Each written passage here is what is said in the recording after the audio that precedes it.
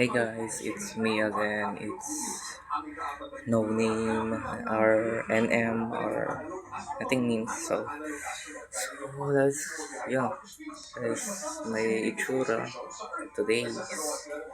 So I just want to write another content that I gonna document, and I will decide to write it as it's about handling bad emotions, feeling of offensiveness, and how to deal with those feelings. This is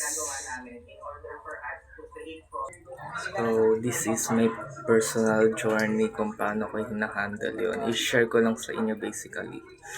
And so yeah, let's start this diary video. And dear diary, like blah blah blah blah blah blah blah. Anyway, first of all, I wanna say I'm having terrible sinister emotions honestly. And it's hard to handle that.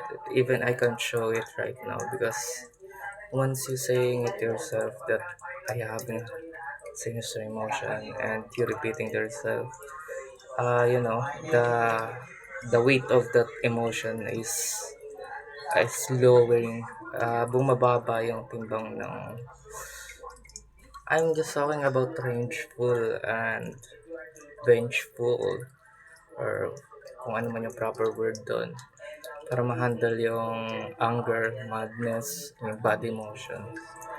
And because why in my life kasi it's something na kusa ko nararamdaman, bigla-bigla ko yung nararamdaman ng walang dahilan at sobrang binibigyan ako ng headache noon dahil di ko makontrol yung chemical reaction sa pag-iisip ko.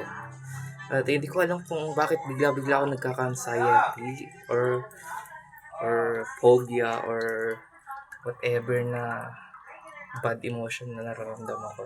At isa lang ang resulta, isa lang ang solution na naisip ko na gumana talaga sa akin. Unang-una maging aware ka na meron kang masamang emosyon. And yung pangalawa, gawin mo pag sobrang bad ng emotion mo, sobrang bad, like nag flow sa buong katawan mo, nagra-radiate yung madness, yung bad emotion, yung dead, mad na energy. Ang gawin mo is mag-isip ka ng kalmadong bagay, na payapa ka lang. Bakit? Kasi pag sinabi mong payapa ka lang at kalmado ka lang, pag sinabi mo sa sarili mo yun at inak mo sa sarili mo sa loob ng isip mo, you literally hijacking the amygdala. Hina-hijack mo yung stress na hindi ako dapat na-stress. Hina-hijack mo yung emotional state mo. Parang sinasabi mo na dapat nandito lang ako sa baseline ng emotion ko. Dito lang ako.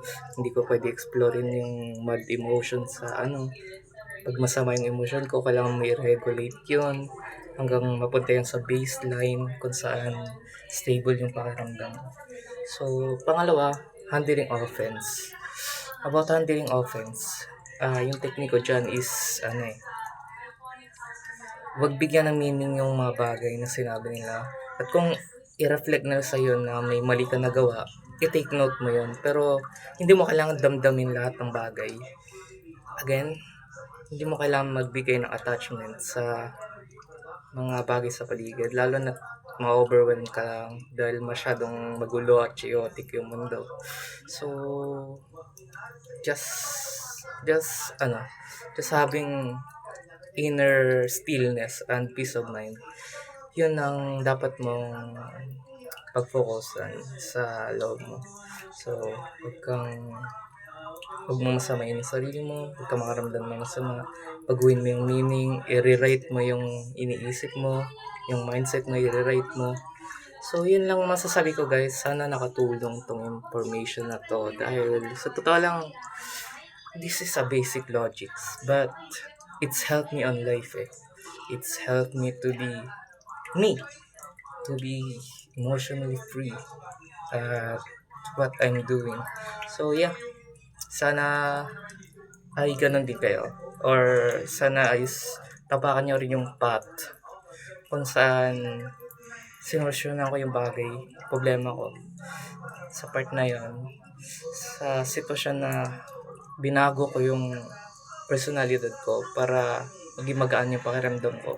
Kasi naniniwala ko na hindi natin kailangan gawing hostage yung sarili natin o isabotage yung sarili natin sa mismong realidad natin. May kapability tayong hawakan at ayusin ang sarili natin. Yun lang, maraming salamat sa panonood. Like, comment, at subscribe. And bye guys. And sa susunod ulit na videos. Bye.